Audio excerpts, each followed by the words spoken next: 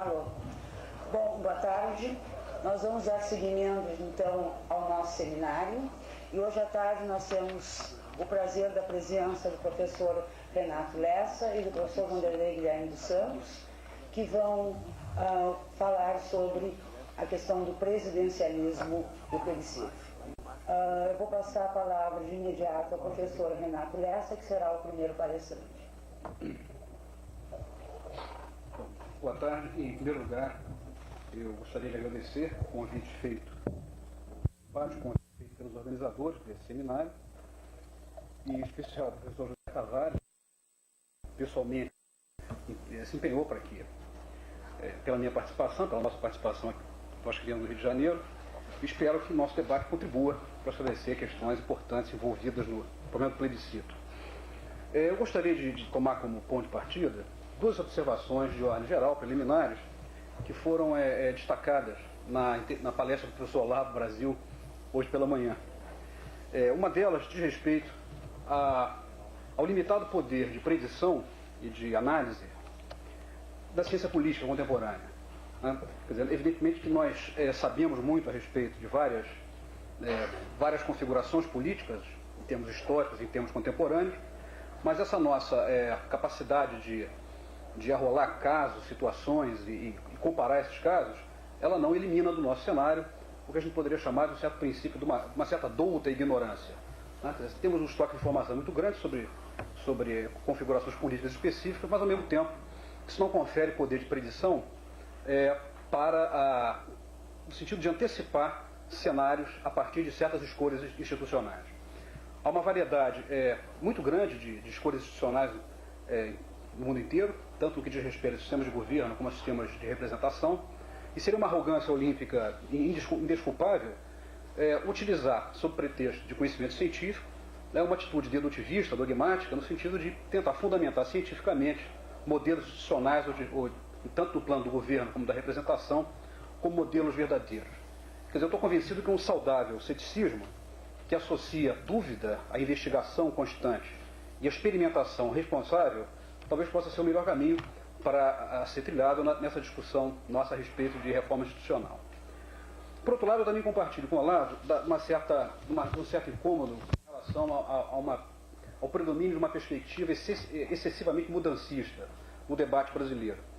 Quer dizer, eu acho que é um estranho mudancismo, porque ao mesmo tempo em que ele é volátil e extremamente imperativo no ponto de vista institucional e político, ele é inteiramente paralisado no que diz respeito a questões substantivas e sociais.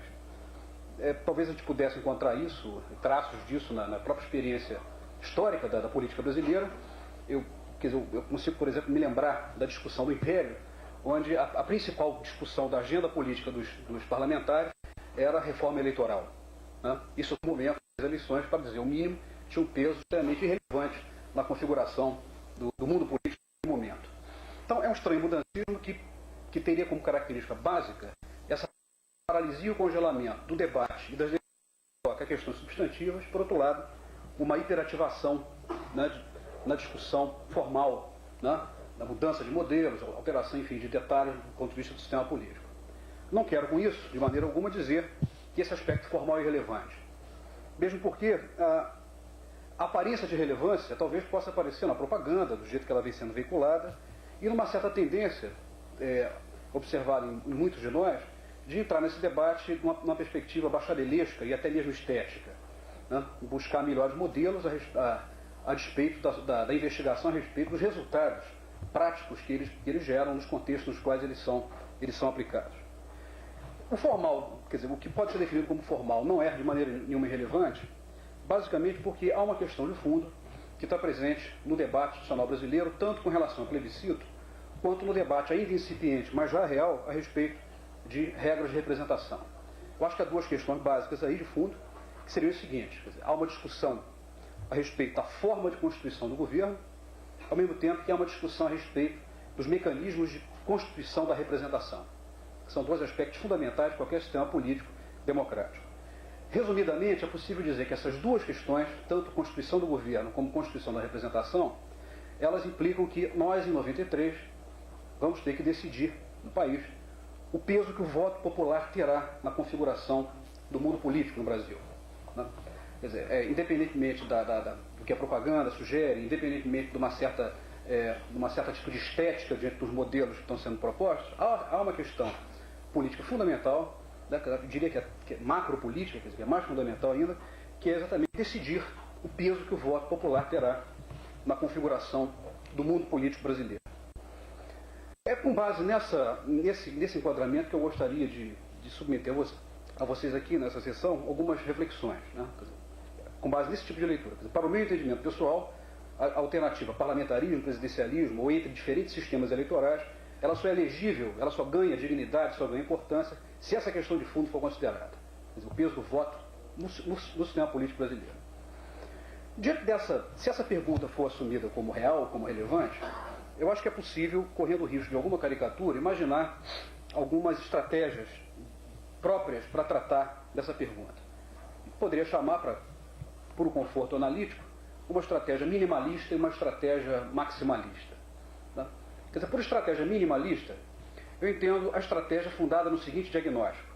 O peso do eleitorado no sistema político brasileiro é excessivo, o método de incorporação do eleitorado foi extremamente amorfo, eu diria até mais, o método é praticamente cartorial, no qual o acesso à cidadania política se dá pela necessidade de obtenção de um documento, o título de eleitor, né, que alguns estados antigamente era um requisito para ter carteira de motorista, por exemplo.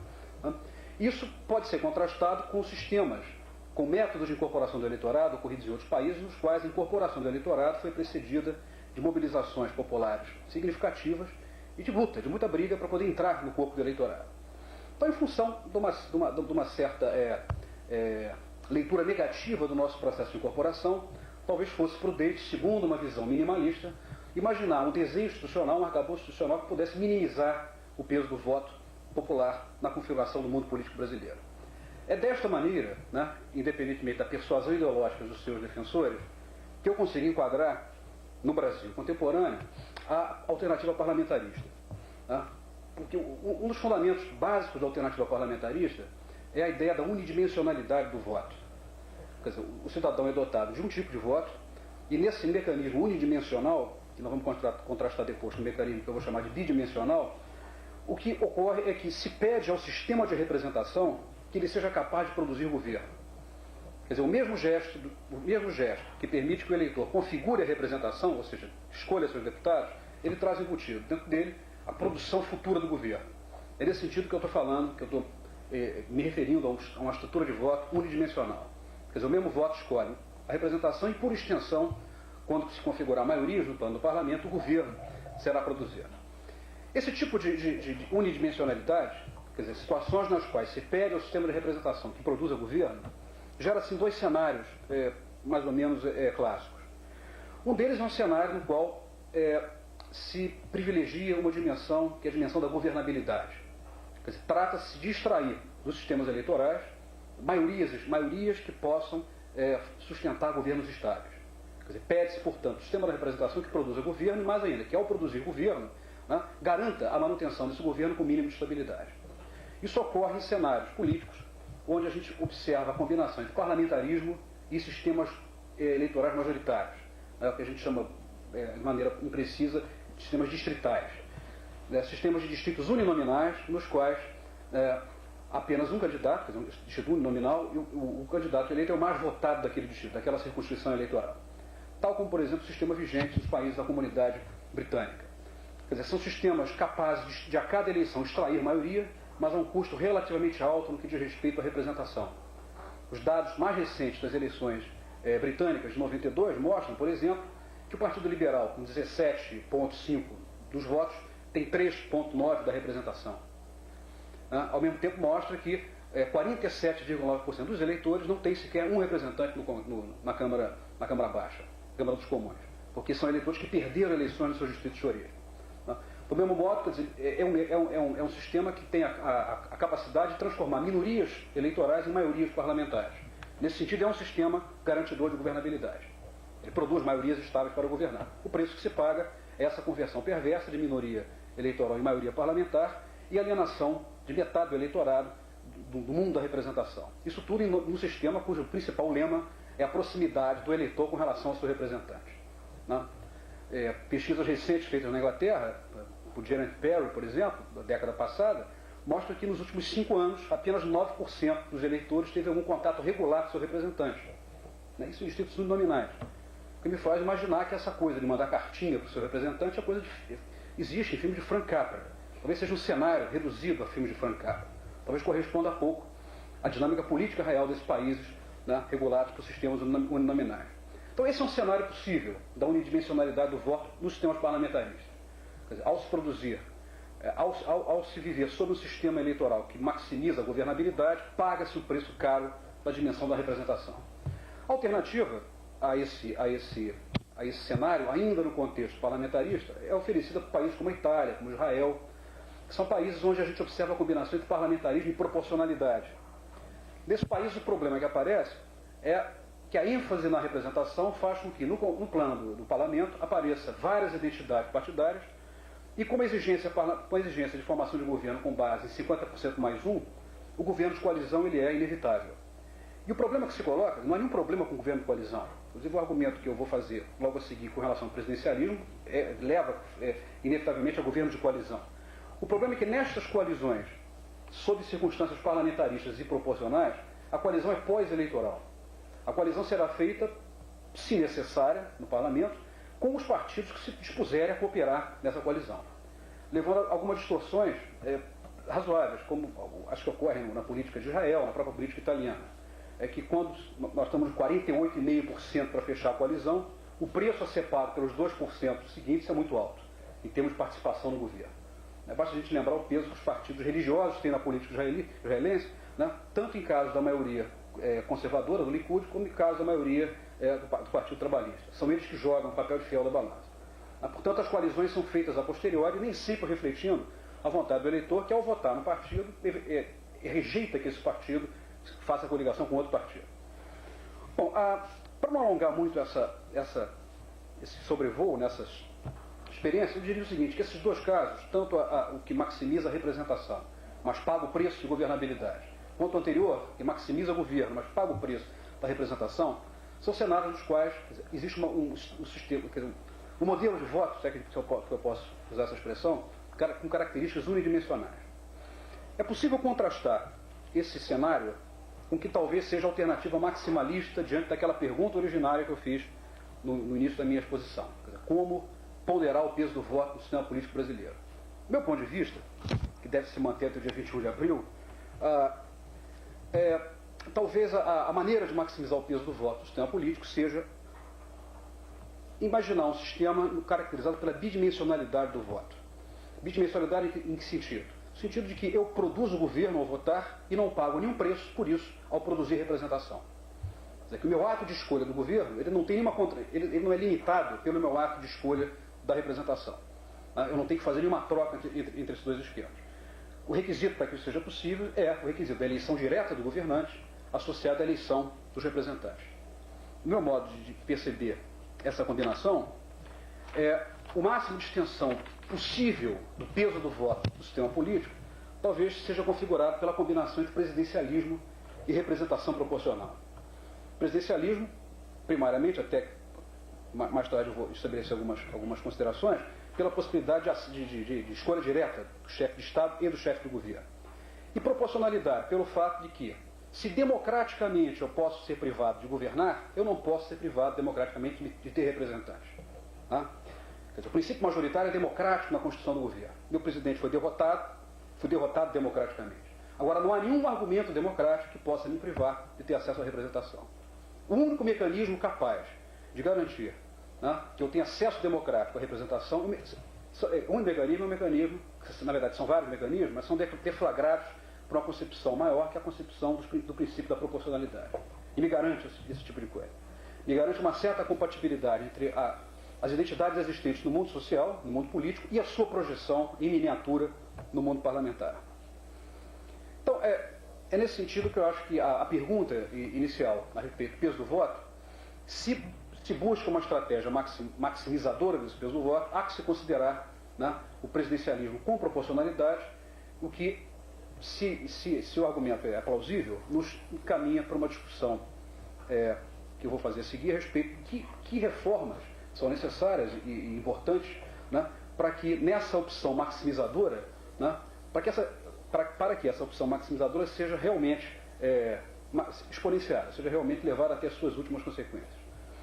Quer dizer, antes de entrar nessa perspectiva mais reformista, quer dizer, cabe mencionar as possibilidades abertas, né, por uma espécie de panaceia que aparece no debate político brasileiro pré-reforma constitucional, que é a ideia da implantação no Brasil do sistema eleitoral misto, né, definido como misto, tomando a Alemanha como modelo, né, civilizatório para um tipo de sistema político que teria características mais racionais do que o nosso sistema. Isso não faz parte, quer dizer, não é parte integrante da minha exposição, mas como isso foi mencionado hoje de manhã, enfim, como essa proposta é veiculada frequentemente, eu acho que no que diz respeito ao sistema distrital misto alemão, tal como praticado na Alemanha, tal como vem sendo proposto para o caso brasileiro, eu acho que ele combina o pior da representação majoritária com o pior da representação proporcional. Estabeleço só para a gente poder discutir eventualmente mais tarde e pensar um pouco sobre isso. O pior da representação majoritária na medida em que utiliza, na sua parte majoritária, né, o mecanismo inglês, quer dizer, o mecanismo usado na Commonwealth britânica. Quer dizer, o primeiro, quer dizer, o mais votado, leva o distrito. Tá? E a proporcionalidade que o sistema se orgulha de obter, ela é evidente, ela é total, porque há um cálculo de cadeiras, né, feitas a partir de listas proporcionais, cuja finalidade é exatamente garantir proporcionalidade no agregado do sistema. E o método que isso é feito é um método de listas fechadas, diante do qual o cidadão eleitor não tem escolha a respeito do ordenamento do seu candidato na lista. Quer dizer, ele recebe a lista fechada do partido e a sua alternativa é uma alternativa entre partidos, entre legendas, e não entre candidatos. Em várias discussões com adeptos desse sistema, quer dizer, nós todos aqui, quer dizer, tivemos em contato com vários rótulos que esse sistema vem recebendo. Desde o rótulo distrital misto ao rótulo proporcional personalizado. E no meio dessa floresta de nomes e tal, me ocorreu que talvez o melhor nome seja um sistema de duas listas fechadas. Duas listas partidárias fechadas. Quer dizer, na medida em que no voto do distrito cada partido oferece um candidato, isso é um sistema de lista fechada. Né? Cada partido oferece um, portanto, o eleitor ou vota nesse partido ou no outro. E no outro lado do sistema, que é o sistema proporcional, é de lista mesmo. Né? Então, na verdade, talvez seja mais importante, em nome de uma certa adequação entre nomes e coisas, se é que isso é possível, né, começar a nomear esse sistema de um sistema, né, de duas listas, de qual o eleitor, né, tem como alternativa a mudança de lealdade partidária, caso, né, não resolva comprar o que é imposto pelas oligarquias partidárias. Quer dizer, a literatura de ciência política é extremamente sensível, né, a fenômeno de oligarquização da vida partidária. Se nós, por um lado, perdemos a inocência e não mais imaginamos um partido político desprovido de características oligarquizantes, por outro lado, isso não nos exime, né, de uma certa responsabilidade de imaginar formatos políticos mais desoligarquizados possíveis. E me parece que a associação entre voto majoritário de um lado e lista fechada do outro é uma opção maximizadora da oligarquização, a despeito dos efeitos proporcionais que ela gera no agregado, que são inegáveis, né, indiscutíveis. Mas, no que diz respeito ao que eu chamei de alternativa maximizadora, que, do meu ponto de vista, combina presidencialismo com proporcionalidade, isso não equivale a uma defesa da inércia, né, uma defesa inercial da manutenção do presidencialismo tal como ele vem ocorrendo. Mais ainda, quer dizer, eu acho que na medida que o plebiscito se avizinha e com uma certa clareza a respeito do resultado provável do plebiscito, eu acho que é fundamental uma atenção para o período pós-plebiscito, no sentido de incorporar um ânimo reformista, independentemente do resultado que o plebiscito apresentar, embora esse resultado esteja ficando bastante claro para todo mundo. Então, é nesse sentido que eu gostaria de fechar aqui a minha exposição. Né? No que diz respeito à perspectiva de reforma, tanto do governo como da representação, algumas premissas eu acho que são importantes. E algumas delas foram estabelecidas pelo Olavo hoje de manhã. Por exemplo, as premissas estabelecidas constitucionalmente nos artigos 14 e em parte do artigo 45. A elas eu acrescentaria uma outra premissa, que é maior, mais ampla, que é talvez mais ampla do que a própria Constituição, que é a própria escolha por maximizar o peso do voto popular. Quer dizer, tendo achado que a combinação entre presidencialismo e proporcionalidade maximiza o peso do voto popular, a questão é a seguinte: tudo bem, feita essa escolha, como maximizar ainda mais o peso do voto popular? No que diz respeito à constituição do governo, né, nessa agenda reformista mínima, né, na medida em que procura fazer alterações no modelo vigente, talvez seja importante discutir coisas tais como coincidência de calendários eleitorais, né, com a redução do mandato do presidente para 4 anos, fazendo coincidir a sua eleição com a eleição da Câmara Federal, do Senado, quer dizer, a Câmara dos Deputados, do Senado Federal, governos estaduais e assembleias legislativas. Né. Essa coincidência não precisa ser total. Talvez uma coincidência de 2/3 dos legislativos com o presidente deixando a eleição de 1/3 para o meio do mandato, talvez seja importante, para que haja uma eleição no meio do mandato como mecanismo de teste, né, da direção que o presidente impõe ao seu governo. Os efeitos benéficos desse tipo de casamento eleitoral, quer dizer, não decorrem isso não é uma ideia mirabolante, quer dizer, o número 4 como número cabalístico, número mágico. Simplesmente decorre de uma pergunta prudencial, prática. Como é que eu faço para evitar o que aconteceu em 89? O cenário de 89. Né, um cenário de eleição solteira no qual, para resumir, quer dizer, para não entrar em muito detalhe, eventualmente detalhes desagradáveis, né, um cenário no qual o sistema partidário representativo não teve muito papel. Né, a disputa se resolveu em função de outros critérios, de outro tipo de racionalidade. Como é que eu evito essa racionalidade perversa? Evidentemente que eu não tenho como evitá-la completamente, mas eu tenho como não repetir erros, né, pregressos que eu sei que foram nefastos. Um mecanismo possível é este, que eu estou denunciando. Né? O casamento de eleições, quer dizer, usar a simultaneidade de eleições como uma maneira de fazer com que os partidos políticos sejam mais significativos na disputa eleitoral, fazer com que haja mais espaço para a disposição coalicional. Coalizão passa a ser uma coisa racional e não uma atitude completamente desvinculada do que se passa na política real, e em função de coisas muito simples. Quer dizer, nenhum candidato a presidente será viável se não tiver a possibilidade de eleger alguns governadores-chave, se não tiver a perspectiva de eleger parte considerável do Congresso. Né?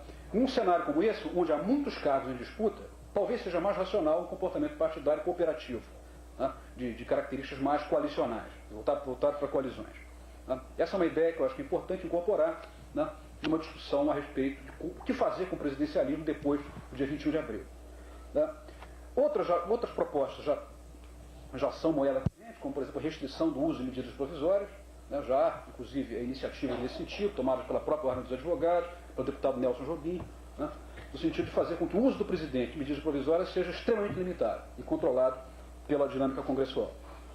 Mas, se por um lado é importante, né, rever algumas características próprias do presidencialismo, eu acho que também é igualmente, talvez até mais importante, discutir algumas distorções e alguns itens para a reforma do lado da representação, que é o que eu vou mencionar para concluir aqui essa minha exposição.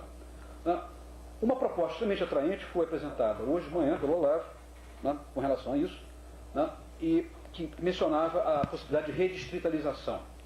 Quer dizer, o fundamento da proposta, né, sem querer, não é o caso de repeti-la, né, foi formulada com a maior clareza possível, há um fundamento básico que são 2 fundamentos básicos. O primeiro seria desfazer o que aparece para todos nós como uma certa injustiça na distribuição da representação. A disparidade dos estados, em termos populacionais, em termos de tamanho das suas bancadas congressuais, por um lado. E, por outro lado, desestadualizar a representação na Câmara de Deputados, fazendo com que a Câmara passe a ser uma Câmara de Deputados, uma Câmara de Representantes, fazendo com que ela seja tal como ela deve ser, né, constitucionalmente. E evitando essa ficção, né, brasileira, que trata-se de uma Câmara Federal, composta por bancadas estaduais. Então a redistritalização, com distritos de 6 deputados, em torno de 6 deputados, na medida em que ela desvincula a circunscrição eleitoral da circunscrição administrativa, ela desestadualiza a Câmara Federal e faz com que, e ao mesmo tempo, a utilização de um coeficiente eleitoral mais ou menos universal para o país inteiro, elimina distorções no campo da representação. A esse tipo de sugestão, talvez seja importante acrescentar outra sugestão marginal que incide sobre uma outra distorção, né, que não foi considerada, né, nessa avaliação que o Olavo apresentou. Quer dizer, além da distorção federativa, né, e da distorção que deriva da confusão, né, entre Câmara de Deputados e Câmara Federal, há uma distorção básica, que é determinada pelo próprio mecanismo do voto no Brasil, que é um tipo de voto, teoricamente chamado de não transferível, mas que na sua operação ele determina enormes transferências de voto de um candidato para outro. Tá? Para explicar isso de uma maneira bastante econômica, basta mencionar alguns dados. A representação parlamentar do Rio de Janeiro, na Câmara Federal, na Câmara de Deputados, abuso da expressão, tá vendo?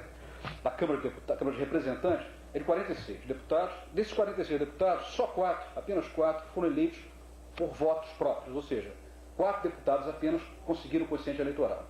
44 foram eleitos com sobras. Né? São Paulo. Isso, enfim, isso vale para todos os estados, praticamente, mas eu estou com os dados do Rio mais frescos, estou com o governo de memória, então estou começando, talvez por certo bairrismo carioca também, mas, enfim, dá para estender o argumento para outros estados.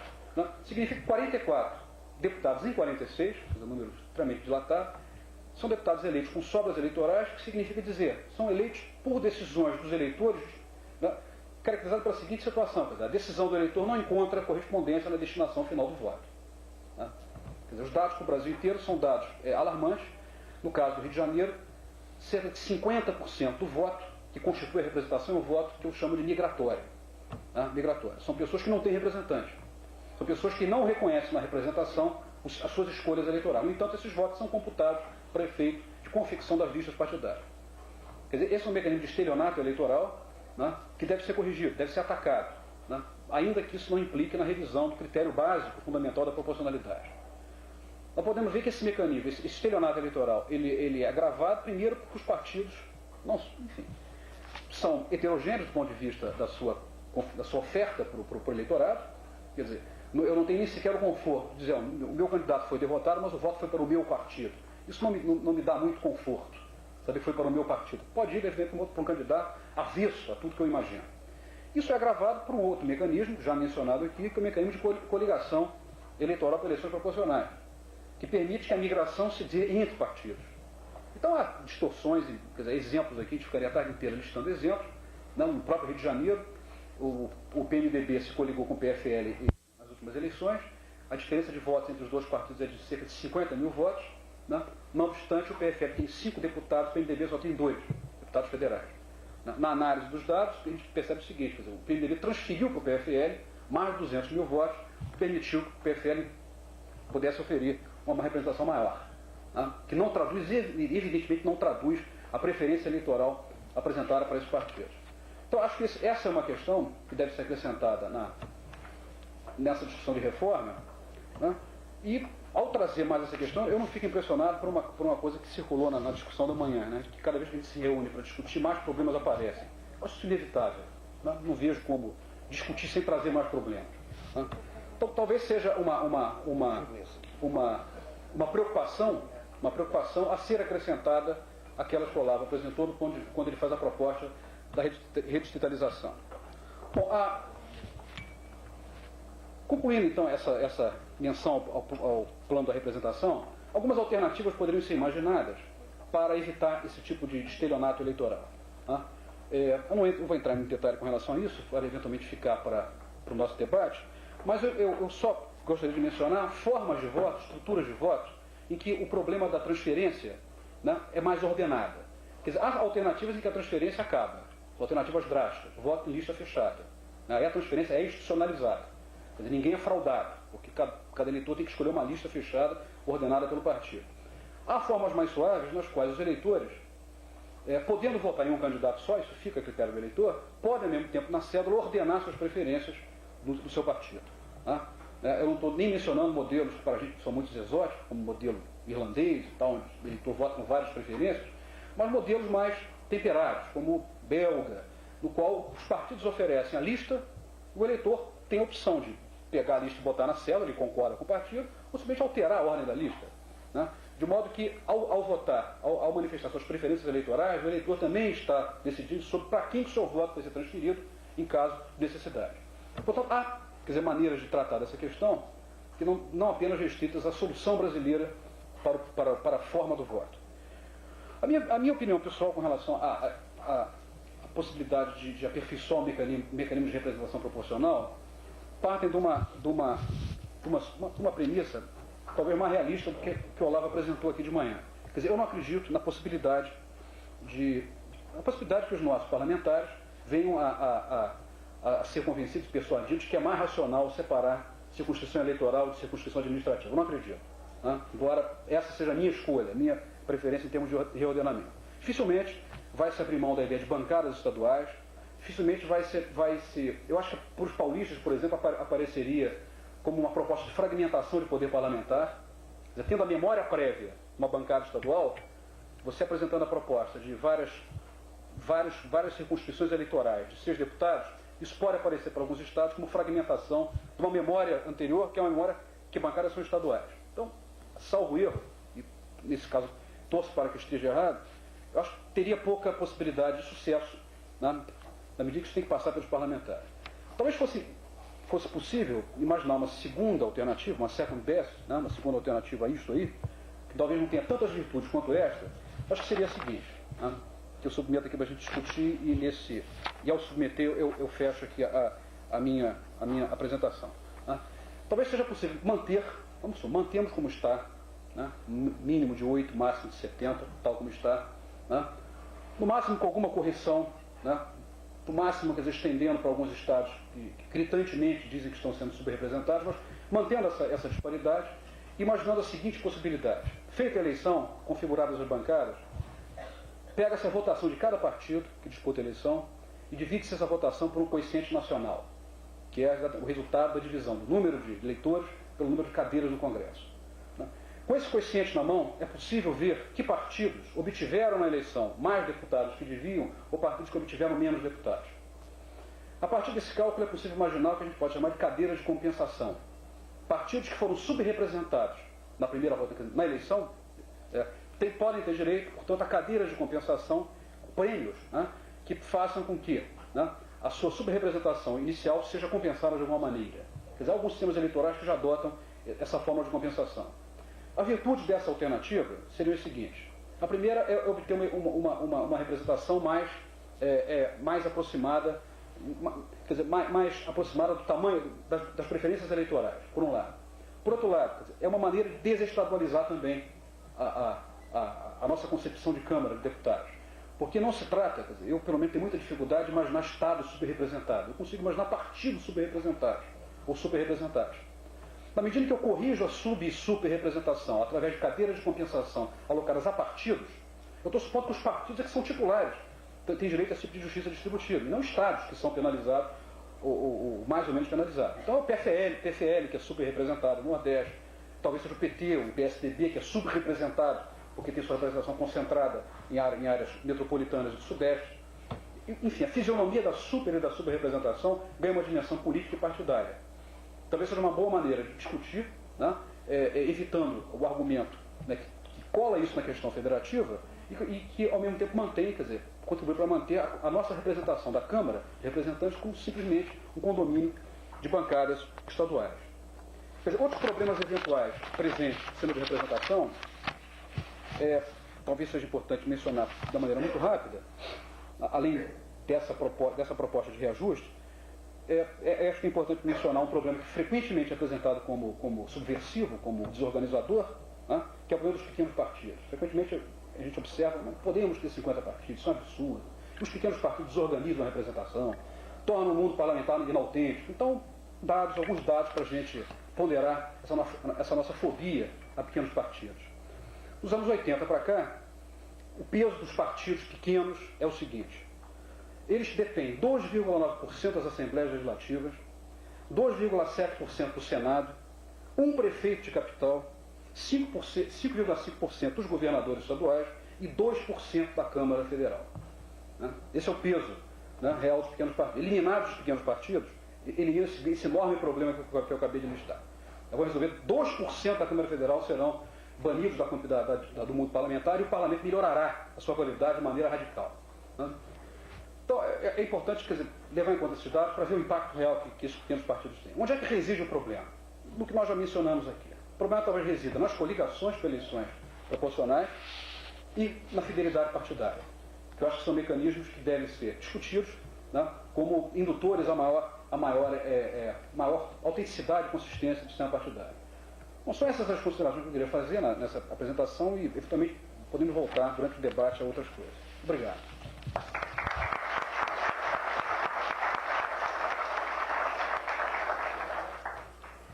Eu queria agradecer a conversa do professor Renato Lenz e passar de imediato a palavra ao professor Vanderlei Guilherme dos Santos. Seguindo a praxe, e com a maior sinceridade possível, quero agradecer, desde logo, o convite por parte das entidades organizadoras deste evento para aqui voltar mais uma vez a este anfiteatro para mais uma discussão em torno dos nossos problemas. A minha preferência no plebiscito a que fomos convocados será pelo presidencialismo. Sim, isso já está. Se não estivesse claro, fica claro. Então, deixa ficar isso logo. Todo mundo é divertido a respeito disso. O que eu desejo fazer, em primeiro lugar, é apontar certas questões, ou certas dimensões da problemática política brasileira contemporânea que me parecem ou muito complexas e muito ameaçadoras, e de outro lado também dizer quais não são as razões pelas quais eu opto pelo presidencialismo, antes de muito simplesmente dizer em nome de que princípio eu, neste plebiscito, opto pelo presidencialismo. O plebiscito é uma forma de opção para dirimir, uma forma de pergunta para dirimir uma questão, uma dúvida, né? Um dilema colocado na agenda pública. Por conta disto, nós estamos sendo chamados a tornar vencedores um dos lados de duas possibilidades: monarquia ou república, forma de governo; parlamentarismo ou presidencialismo, sistema de governo. Exceto países que foram derrotados militarmente em guerra, que sofreram revoluções a sério, intestinas, e que se defrontaram com a problemática de reconstruir desde os pilares fundamentais até o topo as suas instituições, ou finalmente países que de fato tiveram as suas instituições completamente desagregadas. Em relação ao primeiro caso, de países derrotados militarmente, temos a Alemanha, Japão, Itália. Em relação ao segundo caso, temos Cuba, temos agora os países do leste europeu, tivemos a Argélia. Em relação ao terceiro caso, que nos lembra a Quarta República Francesa, onde realmente a ingovernabilidade não era apenas um fantasma que os políticos acenavam diariamente na tribuna, mas era uma realidade. O número de governos, o número de gabinetes, o tempo de duração de cada gabinete era mais ou menos equivalente ao tempo menor ainda, que o tempo, não, mais ou menos equivalente ao tempo de duração médio dos gabinetes do nosso segundo império, cerca de 2 meses e meio. Está quantificado isso. Exceto nestes casos, nenhum país moderno, na sua fase, sua história moderna, contemporânea, colocou a sociedade, colocou a si próprio diante destas alternativas, simultaneamente. Nenhum, não conheço nenhum, que pela evolução das suas instituições, dos seus problemas, tenha considerado indispensável um obstáculo à continuidade do progresso dessa sociedade, progresso aqui entendido como uma coisa muito simples: a capacidade de cooperar produtivamente na produção material, apesar dos conflitos que dividem qualquer sociedade. Ou seja, os conflitos que são inerentes às sociedades modernas, elas têm que ser de algum modo eles têm que ser de algum modo institucionalizados e domesticados até aquele ponto que, não obstante o conflito, permite a cooperação produtiva, senão a sociedade não se reproduz, materialmente falando. É por isso que, em circunstâncias como derrota numa guerra, esfacelamento do sistema político ou uma revolução, exceto por essas condições, nessas condições obrigam a se rediscutir quais são as instituições que vão institucionalizar o conflito a tal ponto que eles possam, de tal maneira que se possa ter, não obstante eles continuam a se desenvolver enquanto conflitos, mas não comprometem ou não impedem a cooperação produtiva, material da sociedade. Mas nós, a nossa classe política e nós, não nos contentamos com essas duas questões que já tínhamos sido convocadas. Resolvemos colocar em circulação a verdadeira agenda pública, política hoje no Brasil, todos nós sabemos disso. Não é só monarquia versus república, parlamentarismo versus presidencialismo. O professor Renato Lessa mencionou o sistema eleitoral, não foi por acaso. É porque existem diversos projetos em andamento, projetos de emenda constitucional em andamento. Emenda constitucional é importante, eu vou explicar por quê. Visando substituir o nosso sistema proporcional, não visando melhorar. Depois da experiência de 40 ou 50 anos, escolmaram os defeitos já são óbvios, depois de experimentados. Não, substituir, por simples, por um sistema majoritário, de diversas facetas. Há outros projetos circulando no Congresso que têm a ver com a reforma da nossa estrutura partidária, do nosso sistema partidário. Há um outro problema que está sendo colocado, o plebiscito coloca, tendo sido colocado pela revisão, pelas disposições transitórias da Constituição, que é a revisão da própria Constituição. À medida em que o resultado do plebiscito parece ser a parte da elite política, ora tende para querer adiar a revisão, ora tende para antecipar, ora tende para manter onde está, dependendo das pesquisas do Gallup. E mais, ora tende por achar que é apenas uma revisão para ajustar os artigos da Constituição que sejam contraditórios com o resultado do plebiscito. Em outras oportunidades, várias confederações de indústria acham que não, que o chamamento é para uma reforma total na Constituição. Naquilo que bem quiserem os constituintes. Não, perdão, os deputados. O que ocorre é que, então, nós estamos com a seguinte agenda. Nós estamos com a agenda de escolher forma de governo, sistema eleitoral, sistema partidário, revisão da Constituição, se toda ou sem parte, e mais o problema da federação, no que diz respeito ao problema da representação das unidades que compõem a federação nos seus órgãos de deliberação, na Câmara. Esta é a pequena agenda que está sendo colocada para nós decidir no período, no espaço do término do mandato dessa legislatura. E mais, por mecanismos, ritos e processos inteiramente diferentes.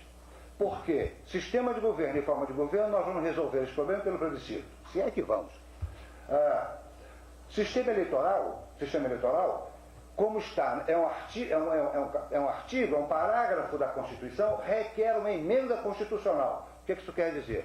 Tem que obter, para haver mudança, a proposta de mudança tem que ser aprovada por 3/5 em 2 vezes em cada casa do Congresso, na Câmara dos Deputados e no Senado.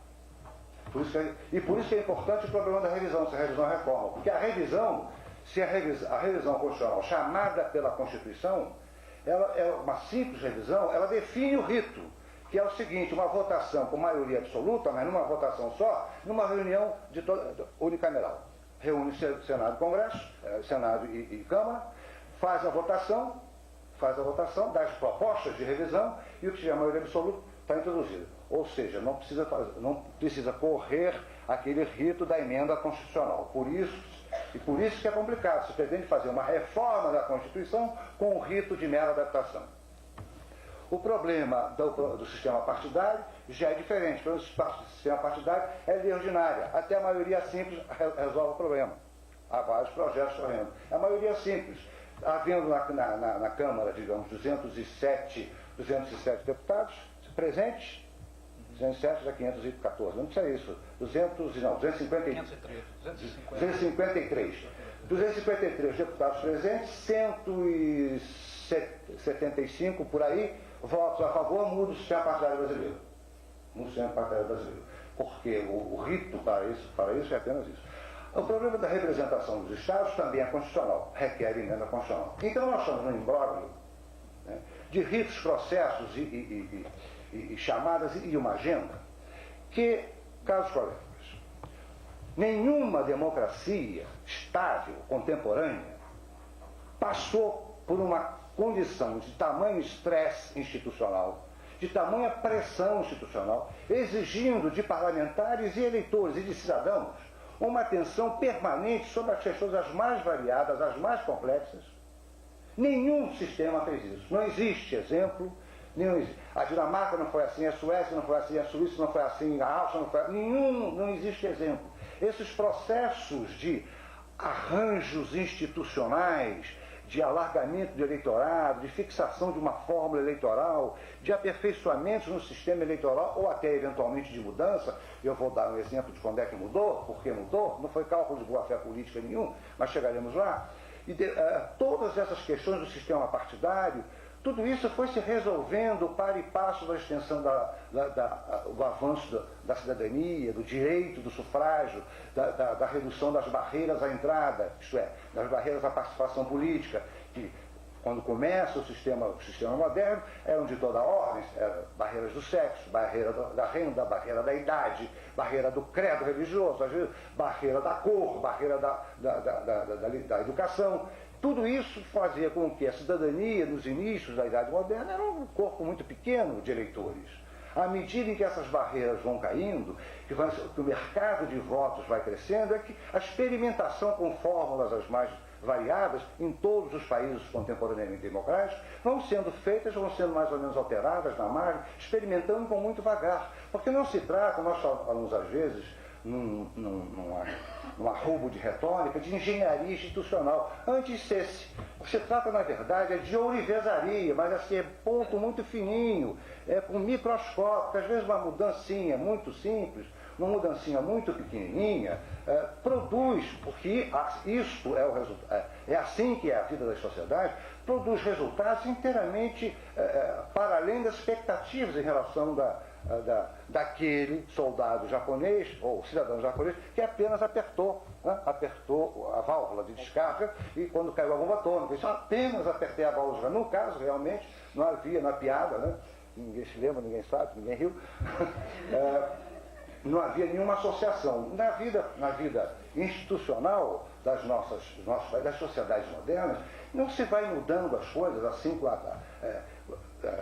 rapidamente e sem se experimentar devagar, porque as consequências nós não podemos antecipar. Então, mas não adianta chorar sobre leite derramado.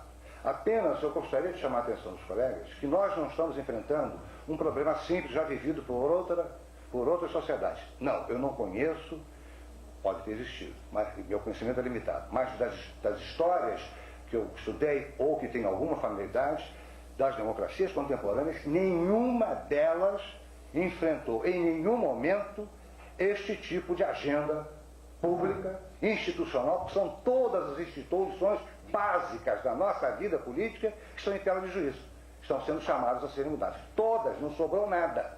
Né? Não tem nenhuma, não conheço nenhuma, porque já está falando o judiciário também, que precisa tem que haver algo que precisa ser feito em relação ao judiciário, não sobra nada, vamos pensar tudo outra vez. Né? Bom, esta não é uma condição propícia à evolução das sociedades, não foi assim que elas mudaram. A evolução, para chegar no estágio que chegaram, tomou-se décadas, às vezes tomou-se um século, ou mais de um século. Né?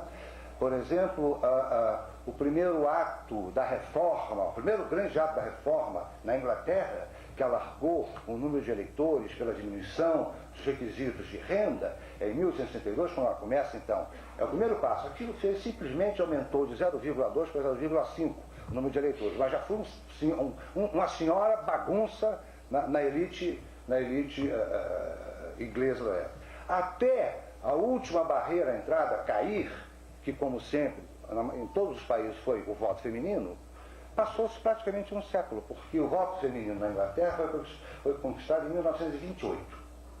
Então, é durante um século que a Inglaterra vai experimentando, vai fazendo coisas, vai modificando suas regras, né? E os países europeus, a mesma coisa. Desde 1817, quando a Suíça começa a organizar o seu sistema em termos de parlamentarismo muito específico, que é o parlamentarismo suíço, até a queda da última barreira à entrada, isso em 1817, no século passado. A última barreira à entrada a cair na Suíça, não podia deixar de ser, foi o voto feminino. Sabem os colegas quando isso aconteceu? Em 1970.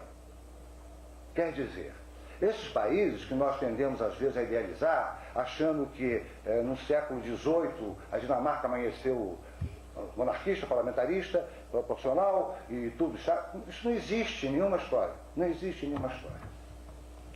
Bem, eu creio que esse tipo de informação é pertinente para que tenhamos consciência de que as escolhas que vamos fazer e que nos estão impondo eventualmente quando podem, não vai necessariamente ajudar nem a governabilidade do país. É claro que não vou nem mencionar o fato de que não vai resolver nenhum dos problemas substantivos. Eu acho que não há o que discutir. Eu quero me referir a questões institucionais mesmo. As nossas questões institucionais não serão definitivamente, de uma vez por todas, resolvidas no dia seguinte que nós resolvemos essa lista de problemas que eu coloquei aqui. Porque estas soluções, seja lá quais forem, criarão outros problemas. Simplesmente por isso. Elas criarão outros problemas. A vida das sociedades evolui através da solução a problemas que geram problemas. Há soluções a problemas que geram problemas. É só olhar para as histórias das sociedades. Bem, por estar um pouco cauteloso em relação a essa agenda enorme, que me pedem que eu tenha uma opinião definitiva em relação a qualquer uma delas, é que eu acho interessante e importante esclarecer junto aos colegas por que, afinal de contas, a minha opção pelo presidencialismo.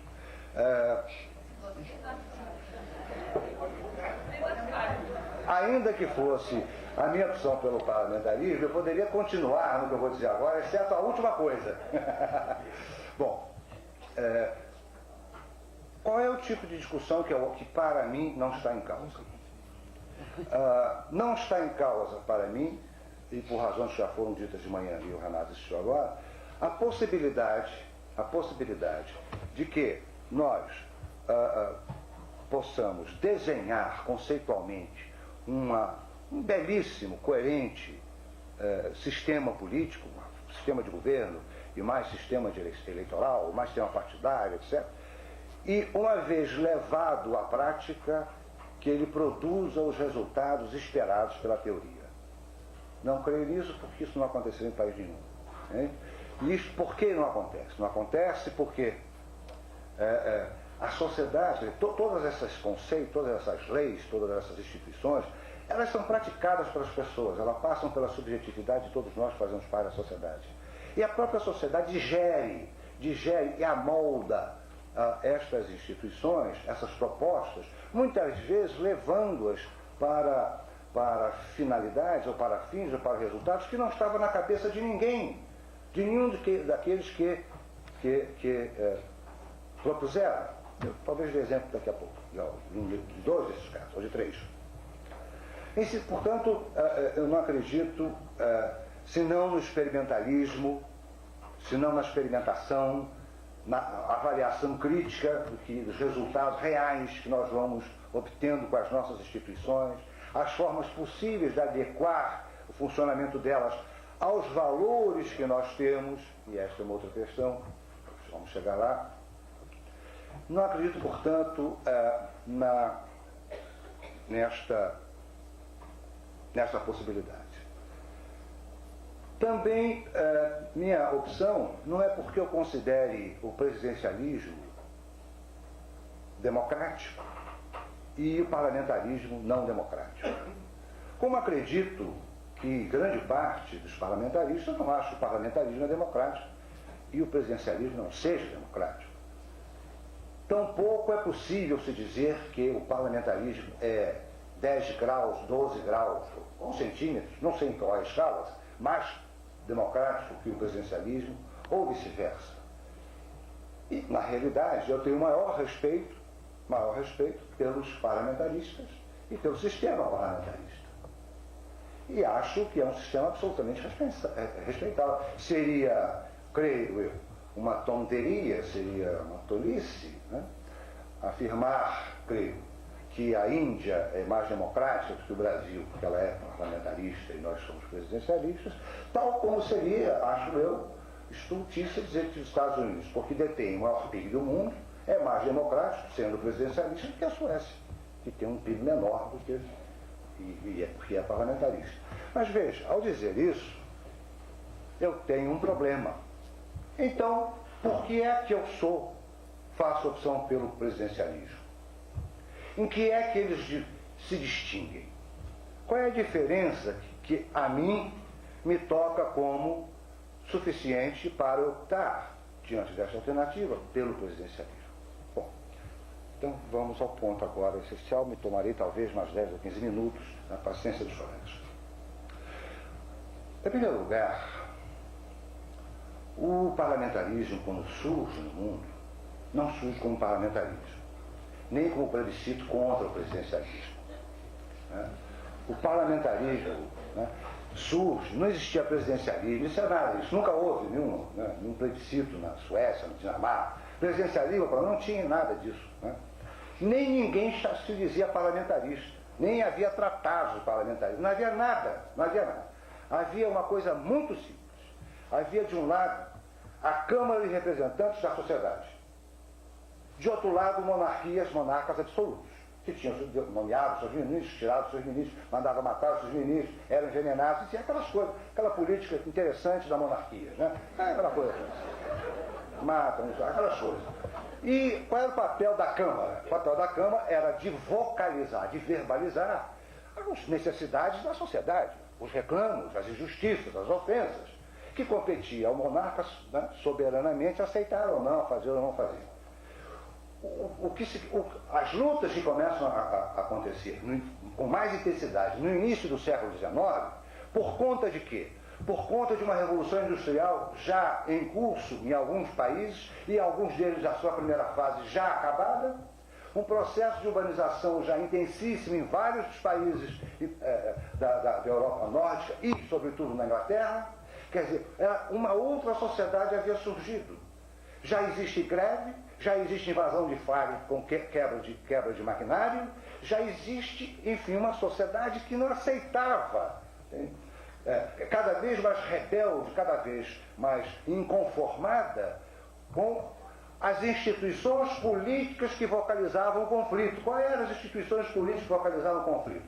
Era um parlamento sem poder decisório, era uma monarquia absoluta que fazia o que dava na telha, e era chefia de polícia, eram as forças de repressão. Essas são as instituições políticas que resolviam problemas de conflito. Ora, depois da Revolução Francesa, que revelou aonde esse processo poderia levar, caso não houvesse alguma concessão por parte da monarquia, né, uma a uma, as monarquias europeias foram cedendo à demanda dos parlamentares, dos representantes do povo, que não era por parlamentarismo, era por responsabilidade dos ministros perante o parlamento. Eles tinham que prestar contas ao parlamento. As monarquias europeias, face ao que havia acontecido com seus primos franceses, inverteu o provérbio clássico e entregaram os dedos do poder para guardar, né, os anéis, né, da riqueza e dos estados. Foram-se os dedos para manter os anéis. E a partir este é o primeiro momento, a quebra da espinha dorsal da monarquia absolutista, que acontece com poucos anos de diferença em todos os países da Europa. Na Bélgica, em 1811, e na Dinamarca, em 1819, vai por aí fora, na Suécia. Aí começa a cronologia. Começa a cronologia do mundo contemporâneo. Bom, porque veio logo, então, vejam bem, a responsabilidade dos ministros perante o parlamento, que hoje é, obviamente, uma pedra de toque do sistema parlamentarista, surge como ato, na realidade, um ato de má-fé política, de cálculo político da monarquia, para não ter, com base no exemplo francês. Não tem nenhuma conversão da monarquia à persuasão democrática de que eles tinham que ser responsáveis. Não é o medo de perder tudo. Então ficaram com alguma coisa. Bom, iniciado esse processo, daí vem, uma vez que pode chamar o ministro, pedir contas e demiti-lo, por que não indicá-lo? Bom, mas para indicar, quem é que vai indicar? Esse grupamento, quem que indica? Indica o pessoal. Mas que pessoal é esse na Câmara? Não havia partido até então.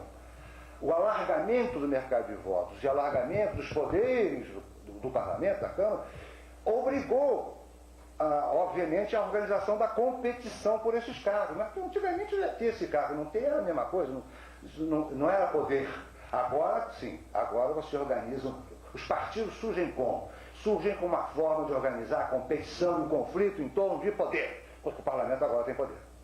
Então começam a surgir os partidos, começam a não surgir alguns partidos por conta da exclusão. Os partidos socialistas levam muito tempo para serem criados, e quando são criados são rápidos, às vezes postos na ilegalidade, porque eles pensam, né, querem mais coisas do que aquele sistema, aquele parlamento está querendo, estão dispostos a fazer. Então começam a se organizar as instituições que um dia alguém chamou de parlamentarismo.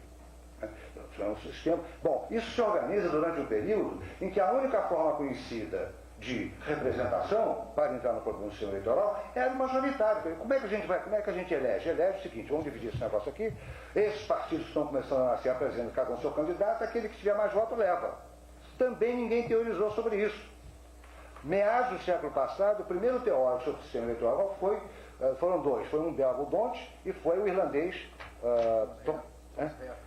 Thomas Hare, que todos dois favoráveis, não ao sistema majoritário, mas todos dois favoráveis de escrever um sistema de representação proporcional. Na Inglaterra, ninguém deu bola para o Thomas Hare, mas só a Irlanda em 1928. Agora, o D'Hondt, que era belga, adotou o sistema do belga e o tem até hoje. Bem, as primeiras reflexões sobre a representação são nessa linha, mas não importa. O que importa é que isso começa a surgir como problema.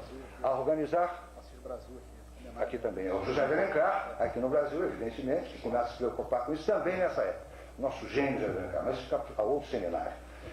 Bom, começam a se organizar os partidos políticos. E aí surge o segundo cálculo de má-fé, que tem como resultado outra coisa que não aquilo que eles pensavam. À medida que as cidades crescem, o mercado eleitoral vai crescendo, evidentemente a industrialização cresce, a participação, a cota dos trabalhadores dentro da massa eleitoral cresce. O que os renegados cálculos da vida pensaram? Caramba, nós podemos, se o voto é majoritário, se a eleição é majoritária, significa que quem tiver mais voto em cada distrito leva toda a representação, por que nós vamos ficar aqui querendo fazer uma luta sangrenta, violenta, promover a revolução, que é difícil de conseguir quadros, né? Se nós podemos eventualmente chegar lá através da obtenção da maioria dentro do parlamento. É aí que surge, é um cálculo de má-fé política, na expectativa do que iria acontecer com o crescimento do voto operário no mercado de votos dentro de um sistema majoritário. Ou seja, os sociais-democratas criam os partidos sociais-democratas. Eu tenho a cronologia, sempre quando vai abaixando a idade, o Estado Civil, quando você realmente, essas barreiras da entrada vão desaparecendo, o mercado de votos vai crescendo, é que surgem os partidos sociais, surge a cisão do movimento revolucionário. Surgem os partidos sociais-democratas que esperavam fazer, pela via legal, legítima e parlamentar, a tirania da maioria sobre a minoria e chegar aos seus resultados, né, por uma via absolutamente impecável. Ninguém poderia dizer nada, está tudo dentro dos conformes, nem o rei poderia dizer nada. Né? Bem, segundo ato de má-fé, que deu uma coisa importante: a adesão de partidos representativos de uma nova ator social, que era o operariado, o proletariado, jogando o jogo da democracia. E pressionando para que se alargasse, Era do interesse do partido dos sociais-democratas que se alargasse, porque eles esperavam ter maioria. Não é que os conservadores achavam a mesma coisa? Os conservadores achavam a mesma coisa. Caramba, esses caras pela via do voto majoritário, eles vão ter maioria no parlamento, e aí onde é que nós vamos? Né? Eles vão fazer conosco aquilo que a gente vem fazendo com eles há muito tempo. por este cálculo de uma eticidade a toda prova, uma coisa assim, sem jaça, introduzir o voto proporcional para a defesa das minorias. Mas é verdade, eu tenho essa cronologia. São os conservadores, quando começam a perder, as eleições começam a ficar pau a pau, enquanto tinham maioria, vamos mudar esse negócio. E pela maioria impuseram, contra a vontade dos sociais-democratas, a substituição do voto distrital, majoritário, perdão, pelo voto proporcional. Isso se dá ou imediatamente antes ou imediatamente após o quê? A instalação em toda a Europa do sufrágio universal. Que aí não aconteceu nada disso também. Para desespero dos sociais-democratas e talvez desespero também dos conservadores, que viram depois que não precisavam chegar a tanto, na Bélgica, por exemplo, durante até a Primeira Guerra Mundial, os sociais-democratas não eram uma eleição, continuaram perdendo, com votação proporcional, continuaram perdendo a eleição, atrás da eleição. Em outras, de 45 para cá, na Áustria, já existiram até 86, 18 eleições. Os conservadores ganharam 10, os socialistas ganharam 8. Quer dizer, não houve esse arraso, né, dos partidos, do voto nos sociais-democratas. Portanto, também foi o terceiro cálculo de má-fé. Eu trouxe isso como ilustração de que acontece na realidade, sempre escapa aquilo que o engenheiro político pensa. Porque a gente não sabe, né, quando várias coisas estão acontecendo na sociedade, como é que diversos conflitos se cruzando dentro de certas formas institucionais, o que ele vai produzir? O que ele vai produzir como efeito não esperado, como efeito emergente? Não se sabe. A gente tem uma certa expectativa, também não somos totalmente ignorantes, tem uma certa expectativa. Mas a vida social, ela gera novidades, ela gera inovações. Nós, como cidadãos, estamos inventando o tempo todo. Comunidades que depois são apropriadas por instituições, às vezes mais vetustas, comunidades de base, coisas surgiram espontaneamente na sociedade, e por aí vai. Então, ser dogmático e fanático em relação a formas institucionais é alguma coisa que não me parece civilizado. Também mudá-las todas de uma hora para outra, como se tivéssemos a chave do segredo de tudo, também não me parece apropriado. Bem, quando surge o parlamentarismo, agora, como ideia, alguma coisa diferente de alguma coisa outra, que não era o presidencialismo, por que se dá ênfase, e essa é a bandeira basilar e permanente dos parlamentaristas, precisamos de governo da maioria.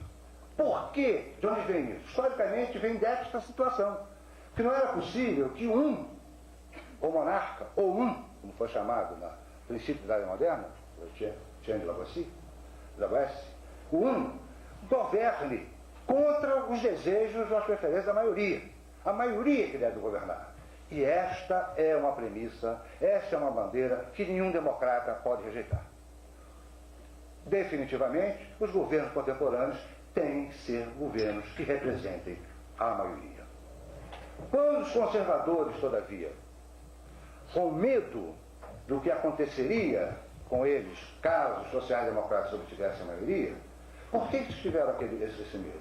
Porque já tinha havido a experiência de que governo da maioria, que era a consigna de implantação, de diminuição ou destruição do poder monárquico, que parecia que só traria o bem, traz o bem, mas traz também implícito a possibilidade do mal, que é o quê? A tirania das minorias.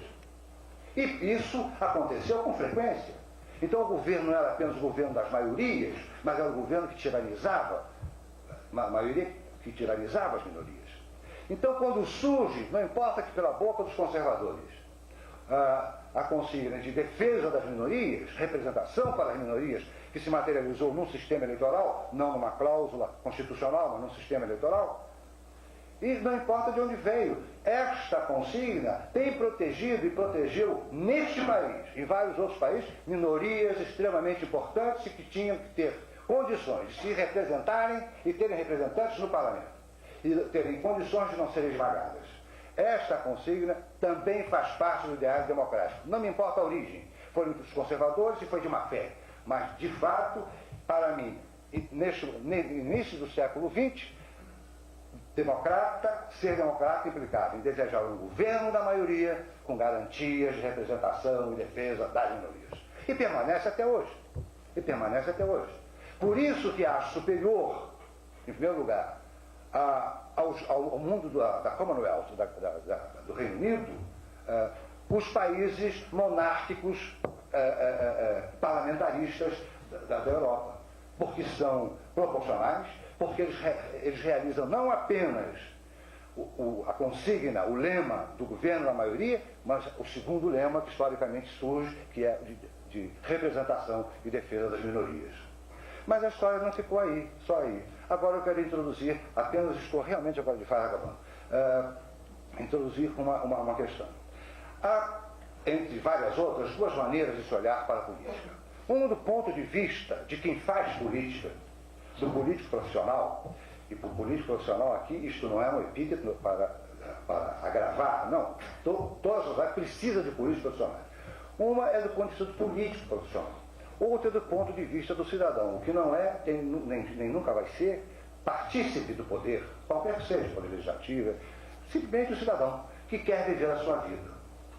Ora, eu acredito que no mundo contemporâneo, um mundo complexo, um mundo extremamente heterogêneo, um mundo cheio de clivagens, ao mesmo tempo que é um mundo com uma pletora de direitos que se fomos adquirindo ao longo da história, estou falando das sociedades, né? Nós, todos. Existe a possibilidade de que, não obstante o governo ser um governo da maioria, com respeito pela representação das minorias, possa ofender, através de um dos seus poderes, os direitos e liberdades de um indivíduo. Eu, por exemplo, eu. Quando eu penso nessa possibilidade, eu penso na origem do presidencialismo, que também não foi contra o parlamentarismo. O presidencialismo foi contra a concentração de poder, a origem do presidencialismo. A origem do presidencialismo tem a ver com uma premissa que supõe que quanto mais o poder é concentrado, mais ameaçador ele é. E que, portanto, a defesa do cidadão, a condição que maximiza a possibilidade de que o cidadão fique garantido nos seus direitos e liberdades face a qualquer poder que existir, é dividi-lo. Quanto mais dividido for o poder, institucionalmente, com funções diferentes, maiores serão as chances de que os direitos do indivíduo, que os direitos e liberdades do indivíduo possam ser garantidos pela possibilidade de que, uma vez sendo ofendido por um poder, socorresse de outro.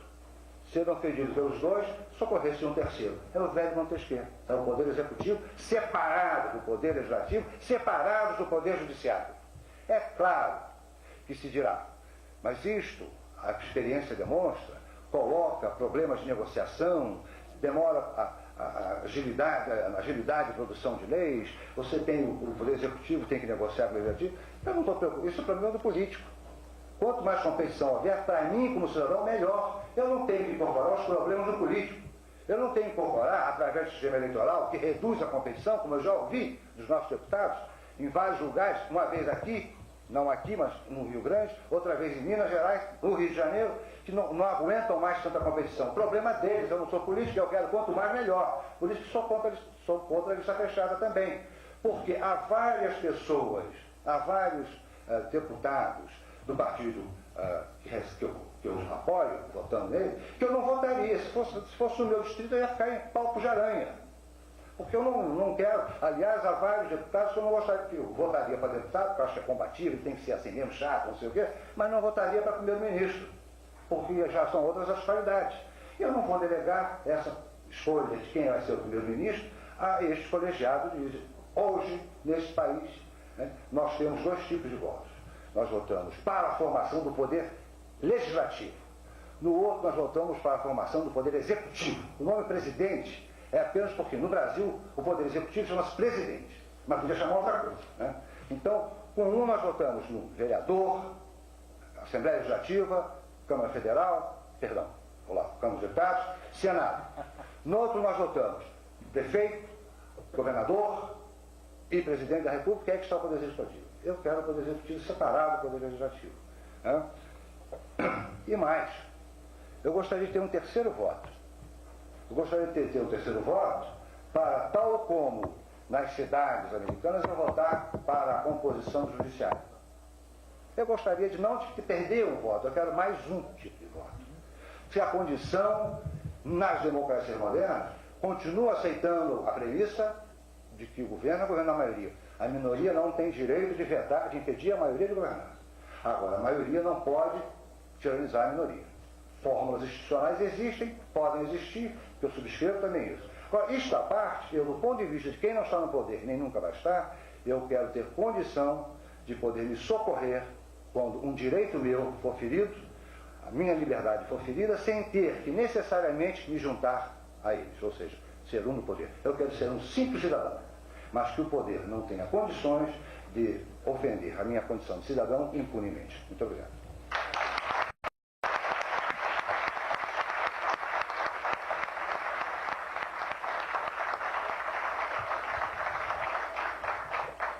Eu quero agradecer ao professor Vanderlei Guilherme dos Santos e abrir para o debate com perguntas.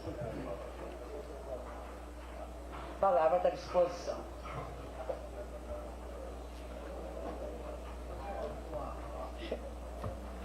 Professor Chéri, por gentileza. Relativamente exatamente final. Então, o senhor conhece algum exemplo de cidadão que teve os seus direitos individuais violados por um dos poderes e recorreu ao outro, e aí quis restaurar os seus direitos individuais? Entre executivo, não estou falando em judiciário. Teve os seus direitos violados, por exemplo, pelo Poder Executivo, e aí recorreu ao Legislativo, para seguir o raciocínio que o senhor colocou. Certamente, vários. Se o colega me dá 5 minutos, É a presidente da mesa que fala. Não é me dar 5 para falar, não, me dá 5 para me recordar, porque são vários nos jornais, diariamente, quer dizer, as cartas que se tem, a jornais que se tem a representantes, a deputados, senadores, há vários. Programas de televisão sobre isso. Programas de televisão que ouvintes, telespectadores, telefones, dizendo, aconteceu isso comigo, etc. Tal, aconteceu não sei aonde, e o chefe de uma repartição não sei aonde responde pela própria televisão, pela rádio. Os programas de rádio são cheios de programas, são palanques para o cidadão fazer reclamações. Isso está cheio disso. Não sei se era essa a questão. O senhor não tem sido claro. Então, o senhor colocou, o seu argumento central para ser presidencialista, é que o Poder Legislativo e o Poder Executivo ficam dois poderes totalmente independentes. Né? E isso garante ao senhor as garantias individuais. Se um dos poderes violar suas garantias individuais, por exemplo, o Executivo, não é? Então o senhor pode recorrer ao Legislativo para restaurá-la e vice-versa. E aí a minha pergunta é se há exemplo em que tal restauração ocorreu de um poder sobre o outro em relação às garantias individuais de alguém. Vários. Vou dar outros, além dos que eu já mencionei, vou dar outros. Quando, por exemplo, se faz como chama isso? Um viaduto, né?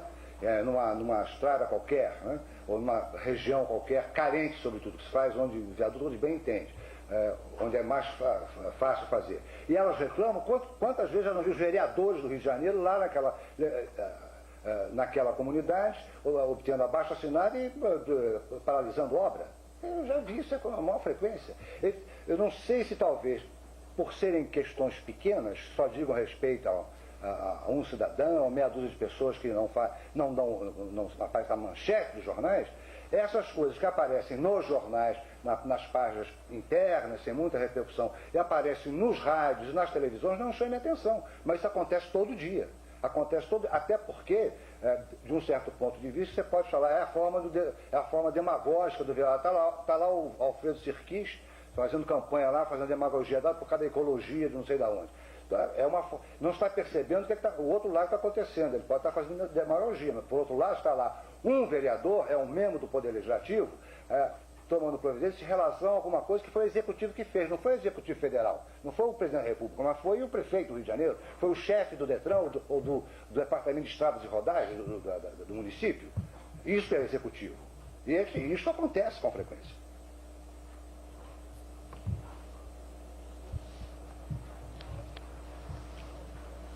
Se faz, tanto o presidencialismo como o parlamentarismo, se definem numa negociação lá entre os parlamentares, os que têm representação para isso, têm mandato, que áreas de legislação, digamos, é privativa do Poder Executivo, como já está na nossa Constituição, que áreas de legislação é privativa do Legislativo e que áreas qualquer um dos dois pode iniciar a legislação.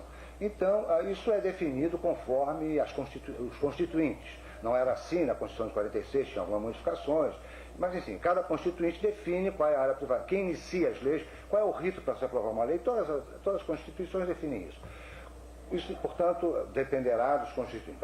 A nossa Constituição atualmente define o rito, o que é privativo do presidente, o que é privativo do Congresso, o que ambos podem fazer quando bem entenderem. Bom, isso é uma definição institucional e que, uma vez definido, é obedecida. Tem que ser obedecida. Quer dizer, o Congresso não pode declarar guerra, eu acho. Não é o Congresso que declara guerra atualmente. Né? Quem declara guerra é o Presidente da República. Né? Então, isso não pode mudar. Outra coisa é legislação em causa própria. Bom, quanto à legislação em causa própria, isso é uma coisa importante que a gente precisa também ter em mente. A qualidade dos nossos representantes, a qualidade dos nossos deputados, senadores, vereadores, deputados estaduais, depende zero da forma de governo. E depende zero do sistema eleitoral. Não há sistema jurídico, seja em relação à organização do poder, né, que é o governo, seja em relação à definição das formas de acesso ao poder, né, e de eleição no poder, que é o sistema eleitoral, não há nenhum que garanta que do outro lado sai um conjunto de pessoas absolutamente íntegras, que só têm um interesse público. Não há. De vez em quando aparece nas nossas propagandas, estão aí, os presidencialistas dizem, os parlamentaristas dizem, os monarquistas dizem, serão homens assim, serão... Essa é forma de propaganda natural. É a propaganda democrática, compete, mente um pouquinho, isso é da vida. Mas não é verdade. Não é verdade. Quem define, quem escolhe, quem determina a qualidade da representação somos nós. Não adianta culpar a legislação. Quem determina a qualidade somos nós. Somos nós que nos deixamos enganar pelo discurso daquele, pela promessa daquele outro, pela sedução daquele outro, e vamos lá e botamos nosso votinho. Nós e vários outros. Depois o cidadão nos sai melhor que a encomenda. Porque os cidadãos que vão nos representar, eles só podem ir para lá, fraudes à parte, quer dizer, imaginando que não haja fraude nenhuma, só pode ir para lá de uma maneira, com o nosso voto. Então, quem é responsável, não adianta culpar as instituições, é um erro, somos nós. Nós botamos nosso votinho. A gente aprende, a gente bota uma vez, a outra e não bota de novo. Qual sistema para nós todos seria melhor ou ficaria, está complicando-se ali na situação dessa facilidade parlamentarismo para o senhor, passa na parede? Não, eu... Qual facilitaria? Não. Qual sistema? Não, eu acho, como eu disse, eu vou repetir, eu acho que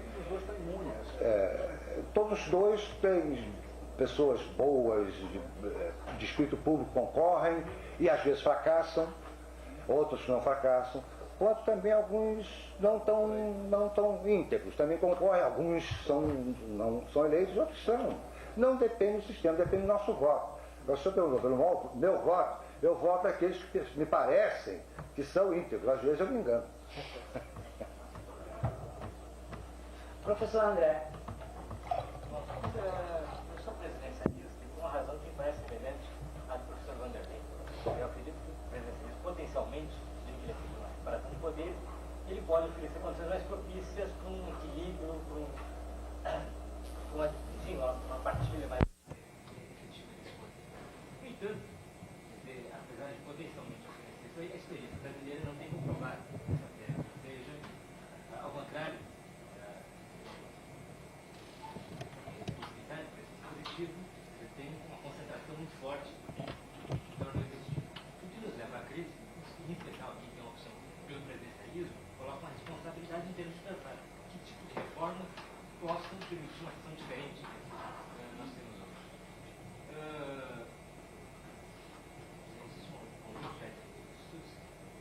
No sentido de que isso pode estar relacionado ao sistema eleitoral e especialmente ao tipo de representantes que são produzidos pelo sistema. Ou seja, representa DNA tem um compromisso de ação sobre o evento político começar a determinar a capacidade desse de prestar um conjunto de serviços da sua clientela, corporativa ou regional. Esses serviços são providos, via de regra, pelo executivo, que tem a chave de cofre, e, portanto, isso tende a gerar uma lealdade preferencial ao executivo em detrimento. Bom, a questão então se coloca no sentido de tratar que tipo de sistema eleitoral ou de reforma, de regras, que possam permitir uma alteração nesse sistema. Eu tinha até recentemente uma posição que também se semelhava aos dois palestrantes, que era, digamos, aquela que maximiza a competição, ou seja, esses abertos. Parecia melhor, e fundamentalmente a respeito da possibilidade de restringir a organização dos partidos. Então, aí é uma questão de pesos a serem feitos e de hierarquias a serem estabelecidas. Até que ponto, a questão central, nós possamos ter um parlamento efetivo, robustez, capacidade de tomar decisões de natureza estratégica, de controlar o executivo, portanto, de segurar que esse sistema aparece potencialmente, né?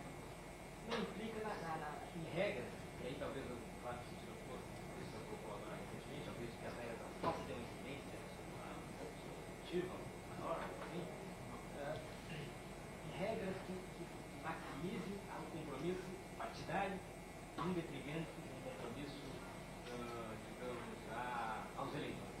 Ou seja, a realização dos sistemas fechados.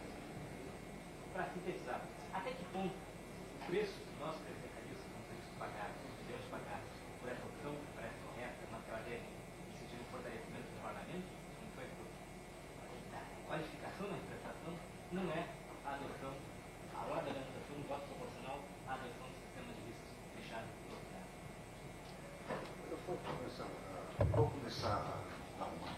No início, pedir ao Renato que trabalhe um pouco sobre isso também, para participar aqui comigo.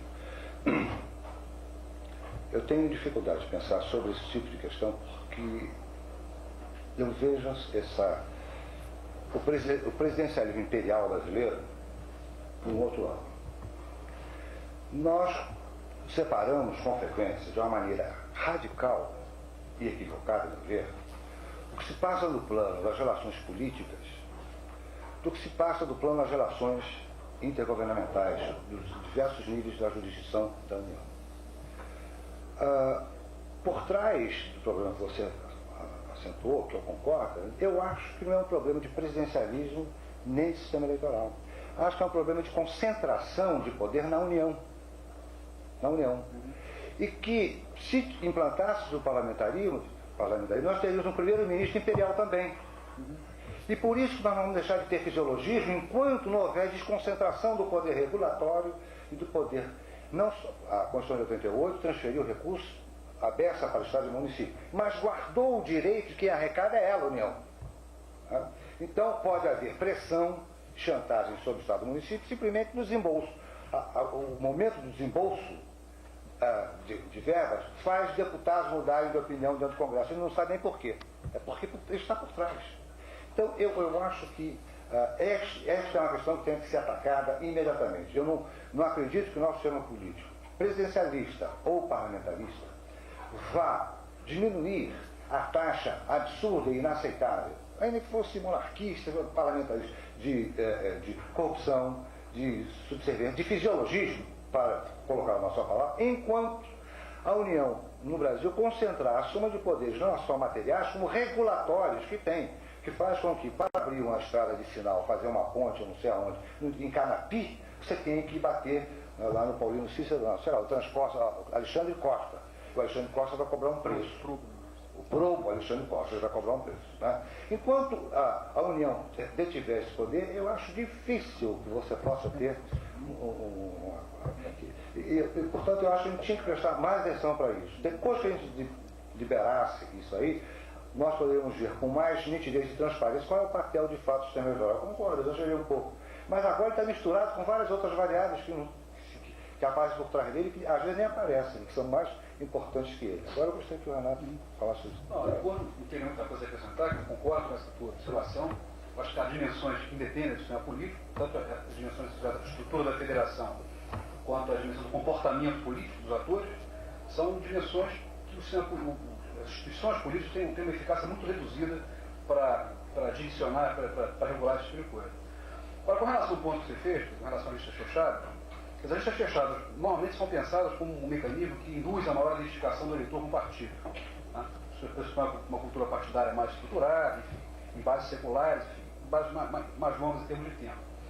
O problema é que isso está associado a um poder de oligarquização muito grande por parte das lideranças partidárias.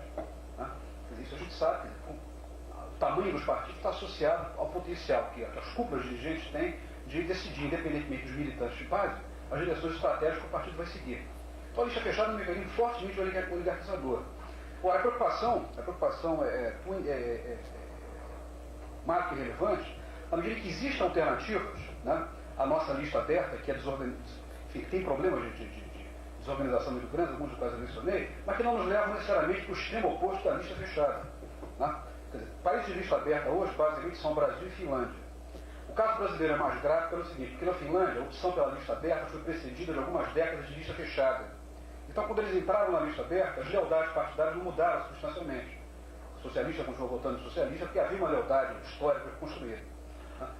Você tem países de lista fechada, Portugal, Israel, Argentina, Uruguai, inclusive chega ao limite de ter lista fechada sob legenda partidária, eu cubro do detalhe nisso, mas você tem certos mecanismos intermediários, no seguinte sentido: o partido faz uma lista, oferece ao eleitor a lista, o eleitor, se quiser, aceita aquela lista, portanto ele aposta na identidade partidária, ou se ele quiser também, ele coordena a lista de acordo com o que ele acha que é mais justo. Bélgica, Holanda, Itália, mais ou menos, vai por aí, Áustria também. Né? Até modelos super generosos, como por exemplo a própria Suíça, onde você vota em qualquer pessoa, ou o Luxemburgo, onde você, num distrito que tem, vamos supor, 15 candidatos, você tem direito a 15 votos. Né? Você pode ordenar seu voto para quem você quiser. Quer dizer, há uma panaceia aí de soluções para isso, mas essa das listas que o partido sugere e que o eleitor pode interferir na ordenação me parece muito interessante, porque ela evita tanto a dispersão, a migração eleitoral da nossa lista aberta, total, e evita a tirania oligarquizante da lista fechada. Essas são coisas que têm que ser colocadas na mesa para discutir com mais ilustração, né? Para ter uma decisão mais interessante. Partindo de uma colocação do governo que o eleitor que não é o problema do sistema, o eleitor é que escolhe mal. Muito bem, num país em que frequentemente o eleitor tem sido enganado e que predominam os políticos demagogos. Não é? Não me parece que é um defeito grave do sistema presidencial o fato do chefe de governo, justamente num país como esse, não ter responsabilidade política, isto é, o chefe de governo não pode ser destituído porque não está cumprindo com as suas promessas de campanha ou com um plano de governo apresentado à população em cima do qual obteve os votos necessários para ser eleito. Quer dizer, isso no sistema parlamentar facilmente se resolve, no momento em que, porque é uma característica do sistema parlamentar, é a responsabilidade política do chefe de governo, o que não é no sistema presidencial. Quer dizer, a característica do presidencial é justamente o chefe de governo não ter responsabilidade política. Mas me parece que num país como esse, em que a população tem sido frequentemente enganada, nós agora saímos de um exemplo que não precisa mencionar, né, no caso do Collor, né, que no dia seguinte da sua posse fez tudo exatamente ao contrário daquilo que disse que iria fazer e o seu plano de governo prometia. Então, me parece que esse fato do chefe de governo não ter responsabilidade política no sistema presidencial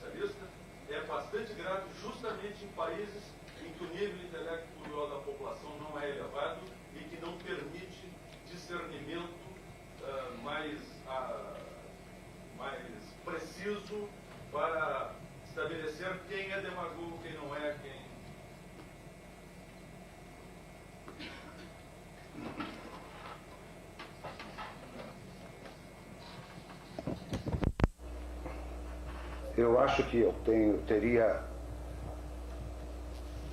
dificuldade de aceitar o senhor frequentemente. Mas não creio que seja grave isso. Grave é a afirmação de que o presidente não tem responsabilidade. Tem, está definido a Constituição, e foi em nome de um crime de responsabilidade que esse agora foi. Crime de responsabilidade é uma coisa, responsabilidade política é outra. Não. Responsabilidade política é ter a responsabilidade com as suas propostas, isso é, se obrigar a cumpri-las. Se não o fizer, deixe de ter responsabilidade com as suas propostas políticas e aí poderia ser destituído. É o caso do sistema parlamentar, é uma das características do parlamentarismo. Não, não é. A responsabilidade Não é. Hein? Peraí, vamos um exemplo aqui. Dá. Olha, só para propor um exemplo histórico para a gente poder pensar em termos mais, ter uma referência não tão retórica assim. Alguns anos atrás, muitos anos atrás, o Partido Socialista Operário da Espanha ganhou a maioria na preferência do eleitorado espanhol em cima de um projeto de reformas sociais, de compatibilização do socialismo com a democracia, e levou ao poder o jovem líder, né, o operário Felipe Gonçalves, que foi responsável pelo maior ajuste neoliberal da história da Espanha. Né? Privatizou várias empresas, abriu a Espanha para o capital internacional, integrou a Espanha na Europa. Não estou nem julgando se certo ou errado essa sua proposta. Mas é um líder parlamentarista que fez no poder o contrário do programa do PSOE historicamente apresentado. Quer dizer, a não ser casos escandalosos, quer dizer, não há como você, né, julgar o comportamento a posteriori do mando do Poder Executivo em nome de propostas retóricas colocadas anteriormente. A não ser quando isso é escandaloso. Há uma margem de liberdade enorme, né, entre o programa e a aplicação do programa, que existe tanto no parlamentarismo quanto no presidencialismo. Né? Então, acho que a gente, colocando nosso foco de atenção sobre o comportamento concreto, empírico, né, da chefia executiva por parte do primeiro-ministro, você vai encontrar disparidades de comportamento e intenções talvez tão grandes quanto se você encontra em modelos presidencialistas. Deixa eu acrescentar um dado, que é o seguinte. É verdade que do ponto de vista doutrinário, assim como o sistema presidencialista, é doutrinariamente afirmado que existe independência de poderes, autonomia de poderes, etc. Na prática, a coisa é muito mais complicada do que isso. Da mesma maneira, no sistema parlamentarista, que se afirma que quando o primeiro-ministro viola não sei o que, ele cai, ou quando a Câmara faz não sei o que, é dissolvida, isso é na doutrina. Na prática, também é muito mais difícil. Né? Não é exatamente assim. Vou lhe dar alguns exemplos. Na Alemanha, após 45, houve dissolução de Câmara a cada 19 anos, ou seja, houve uma vez. Na Suécia, a cada 8 anos e meio. Então, por aí vai. Eu tenho aqui, não vou pegar para... Da mesma maneira, a queda de ministro, de primeiro-ministro, é muito difícil de acontecer, precisa de muita coisa para acontecer. Em 1986, as pesquisas de opinião já davam a Margaret Thatcher com minoria de opinião dentro do eleitorado conservador. Não todo, do conservador. Mas olha a dificuldade que esse eleitorado, que não estava satisfeito com ela, de mudar. Não podia mudar. Porque quando vieram as eleições de 90, eles tinham de duas uma. Eles votavam no Partido Trabalhista, o Partido Liberal, ou votavam no seu partido. Muito difícil. A não ser que chegue uma situação muito complicada, como chegou na França, que todo mundo votou no outro partido, e isso leva muito tempo. Então, os conservadores, eleitores, votaram no Partido Conservador. E eles mantiveram desde 86 a taxa. Só caiu quando ela perdeu a confiança, não do eleitorado, perdeu a confiança da burocracia do partido. Então, aceitando a procedência da sua questão, apenas dizendo que a vida real é mais complicada, tanto num quanto no outro sistema. Um sistema não resolve o problema do outro. A questão não é bem aí. É a concepção. Nós temos que optar por qual é a concepção da democracia que a gente adere. Eu insisto no que disse. Eu respeito os sistemas parlamentaristas, respeito os parlamentaristas, os seus adeptos, os seus eleitores. Respeito porque acho que o parlamentarismo é uma forma que serve à democracia. Há um certo tipo de democracia. Onde eu discuto, às vezes eu costumo brincar dizendo, nós aqui estamos botando o Fusca diante dos bois. Eles estão discutindo os instrumentos como se eles garantissem a coisa. Não, qual é o valor que a gente quer maximizar? Eu prefiro maximizar, mesmo à custa de alguma bagunça, demora de fazer leis, etc. E tal, alguns demagogos de vez em quando, prefiro pagar este preço pelo tipo de valor que eu quero preservar. Outros não, outros preferem pagar um outro preço, não esse, por um outro tipo de valor. Eu respeito. Eu não coloco a alternativa parlamentarismo, por exemplo. Como um é democrático, outro não é, absolutamente, não é assim. Tem concepções embutidas, são engenharia, para usar agora o termo, são engenharia que privilegiam valores diferentes e não que realizem perfeitamente. Nenhuma obra humana, nenhum artefato humano faz direito àquilo que se propõe. E, aliás, não depende, às vezes, nem da boa vontade, as pessoas têm boa vontade, mas as coisas não funcionam direito. De modo que a sua questão é procedente, mas não acho que a mudança de sistema de governo seja a solução.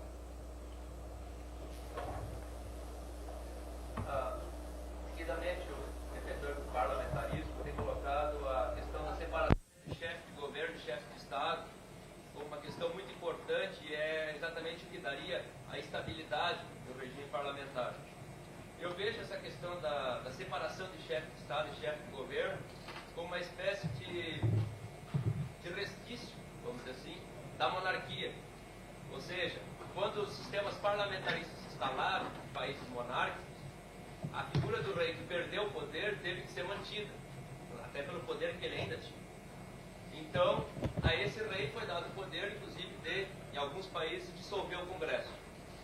Bom, hoje, deixando de lado a monarquia, os republicanos parlamentaristas usam o mesmo argumento de que é necessário que se separe chefe de governo e chefe de Estado para ter estabilidade, dando ao chefe de Estado eleito o poder de dissolver o Congresso e dando a esse Congresso o poder de derrubar o chefe de governo, que é o primeiro-ministro.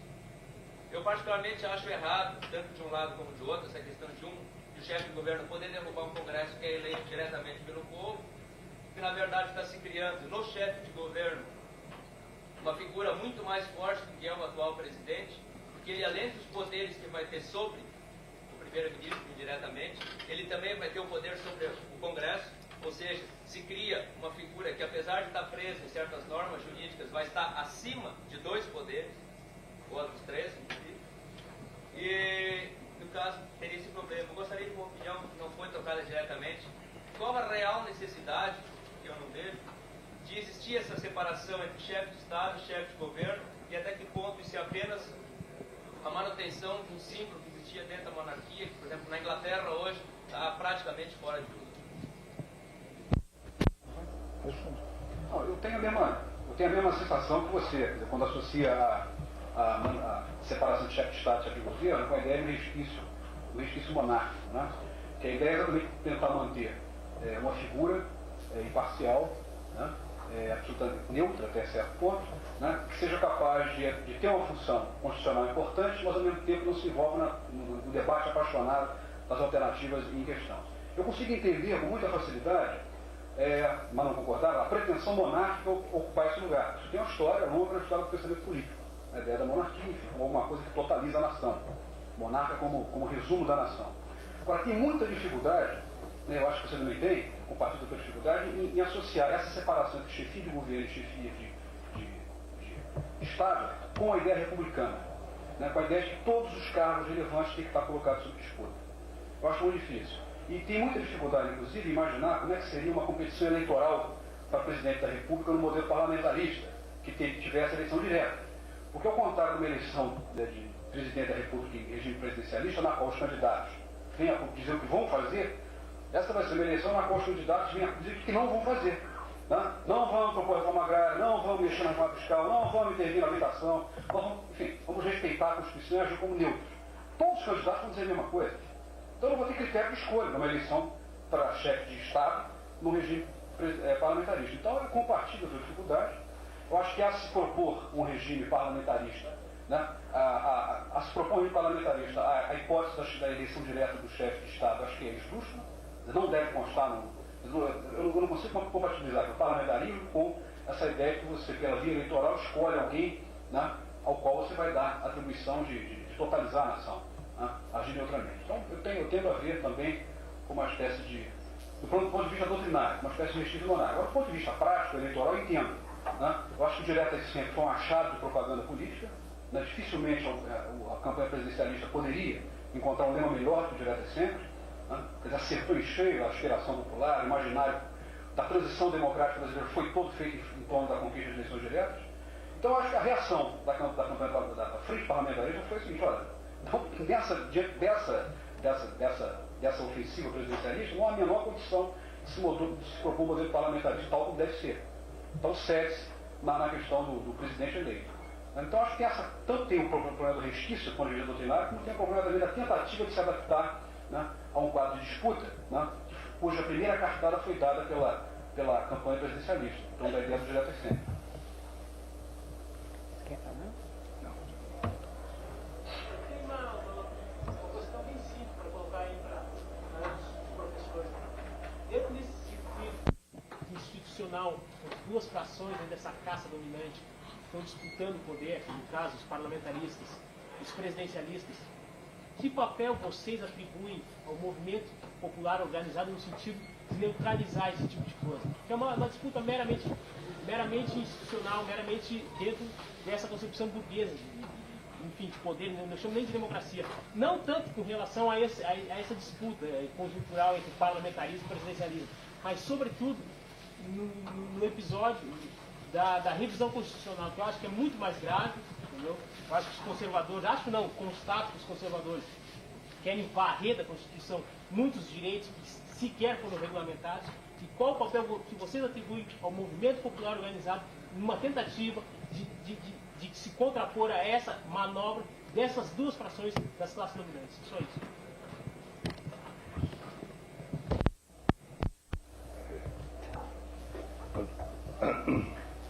Duas coisas. Eu não gostaria muito de atribuir. Eu também. Eu adoraria atribuir para o papel nenhum. Mas eu não. Quem pode atribuir papel aos movimentos organizados da sociedade são eles próprios, em primeiro lugar. Segundo, o Poder Judiciário. O Poder Judiciário é o último poder nesse país que está precisando de uma sacudidela. Está precisando de ser passado em revista. Não de uma maneira leviana, não xingando, não se trata disso. Se trata que durante essa campanha, que todo mundo reclama, mas mal ou bem, eu acho, pela participação que tenho tido, eu sinto isso, tem sido um processo de pedagogia cívica como jamais se teve. Nós estamos tendo isso desde a campanha de Tancredo Mendes, alargando cada vez mais, desde a direta já, depois, então vamos ganhar no colégio eleitoral, depois não sei. Eu vejo um contínuo aí de aprendizado cívico nesse país, assim, a um ritmo acelerado. E neste plebiscito, né, que já se reclamou de ter sido mal chamado, não importa, está aí. Né? O que eu estou sentindo é que, mal ou bem, o que está acontecendo é mais uma página de profunda aprendizado, e creio que hoje uma porcentagem bem maior da população do que antes do plebiscito sabe do que se trata, sabe o que é presidencialismo, parlamentarismo, mal ou bem, a diferença, o que a Câmara faz, o que a Câmara não faz, coisas que antes, né, as primeiras perguntas que chegaram ao jornal o Globo para serem respondidas na dúvidas do eleitor, que eu faço parte da equipe lá que me chamava, dar uma ajudinha para responder, as primeiras eram assim: o que é plebiscito? Não sabe nem do que se trata. Né? Vou votar? Eu preciso votar? Bom, vou estar a conversa. Eu acho que esse movimento está sendo excepcional. E, portanto, as nossas instituições, os nossos partidos têm estado na berlinda, os nossos políticos têm estado na berlinda, as nossas instituições estaduais e municipais têm estado na berlinda, os ministros, está todo mundo na berlinda. Só quem não entrou na berlinda ainda foi o judiciário. Eu acho que precisa entrar o judiciário. Porque eu acho que o judiciário vai ser fundamental nessa questão que você colocou, que eu acho crucial também. Se nós vamos ter uma revisão conforme o espírito das disposições transitórias, ou se vai tentar fazer passar com voto de maioria absoluta numa reunião cameral, numa rodada só, reformas que ela própria não permite. Quem vai decidir isso é o judiciário. E ele poderá decidir isto de uma forma ou de outra, dependendo do peso das organizações já institucionalizadas, congressos, partidos, e das organizações da sociedade, sem dúvida. Agora, cabe a elas terem esse papel, né? Conseguirem desempenhar esse papel. Até completar. Não, eu concordo nisso. Mais alguma questão?